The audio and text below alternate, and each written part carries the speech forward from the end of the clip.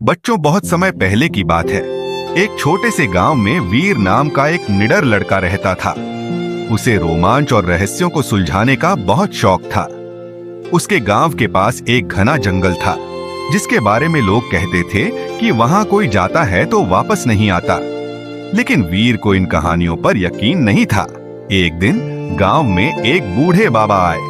उन्होंने कहा, उस जंगल में एक गुप्त गुफा है जिसमें अनमोल खजाना छिपा हुआ है, लेकिन वहां जाना आसान नहीं है। वहां जाने वाले को कई रहस्यमयी चुनौतियों का सामना करना पड़ता है। वीर को यह सुनकर बहुत उत्सुकता हुई। उसने तय किया कि वह इस गुप्त गुफा को खोजेगा। अगले दिन सुबह वह अपनी छोटी बहन मीरा और अपने दोस्त राजू के साथ जंगल की ओर चल पड़ा। जंगल घना और अजीब सा था। पक्षियों की आवाजें भी डरावनी लग रही थीं। जंगल के बीचों बीच उन्हें एक पुराना पेड़ मिला, जिस पर कुछ निशान बने हुए थे। वीर ने गौर से देखा और बोला, ये कोई साधारण निशान नहीं है। यह हमें रास्ता दिखाने के लिए बनाए गए हैं। वे उन निशानों का पीछा करते हुए आगे बढ़े।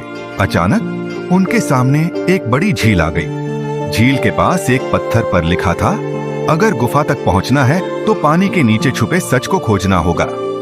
वीर ने झील में झांका और देखा कि पानी के नीचे कुछ पत्थर अजीब से चमक रहे थे। उसने हिम्मत करके पानी में छलांग लगाई और एक पत्थर खींचा। तभी झील के बीचों बीच एक पुल प्रकट हो गया। वे तीनों उस पुल से आगे बढ़े। आगे जाने पर उन्हें एक विशाल गुफा दिखी। गुफा के द्वार पर एक पुरानी किताब रखी थी। किताब के पन्नों पर लिखा था, जो भी यहाँ आया है उसे अपनी बुद्धि से यह दरवाजा खोलना होगा। मीरा ने ध्यान से देखा और कहा, यहाँ कुछ अजीब अक्षर खुदे हुए हैं, शायद हमें इन्हें सही क्रम में रखना होगा। उन्होंने कुछ देर सोचा और आखिरकार सही क्रम में अक्षरों को जोड़ दिया। अचानक दरवाजा खुद ब खुद खुल गया। गुफा के अंदर एक बड़ा सा सोने का खजाना रखा था। लेकिन तभी एक जोर की आवाज आई, कौन है जो इस खजाने को लेने आया है? सभी घबरा गए। लेकिन वीर ने हिम्मत रखी और बोला, हम इस खजाने को लालच में लेने नहीं आए, बल्कि यह देखने आए हैं कि क्या यह सच में यहाँ है। तभी गुफा के कोने से एक बूढ़ा आदमी निकला।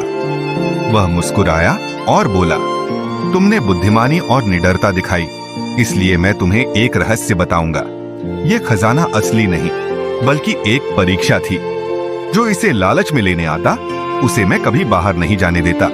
लेकिन तुमने ईमानदारी दिखाई, इसलिए तुम्हें एक वरदान मिलेगा। उस बूढ़े व्यक्ति ने वीर को एक चमकती हुई किताब दी और कहा, यह किताब तुम्हें जीवन में सही रास्ता दिखाएगी। इसका उपयोग अच्छे कार्यों के लिए करना। वीर, मीरा और राजू खुशी खुशी गांव लौट आए। वीर ने किताब का उपयोग गांव के लोगों की भलाई के लिए किया और जल्द ही वह पूरे गांव में बुद्धिमान और निडर लड़के के रूप में प्रसिद्ध हो गया। अतः बच्चों, इस कहानी से हमें यह सीख मिलती है कि सच्ची बहादुरी केवल ताकत से नहीं, बल्कि बुद्धिमत्ता और ईमानदारी से होती है।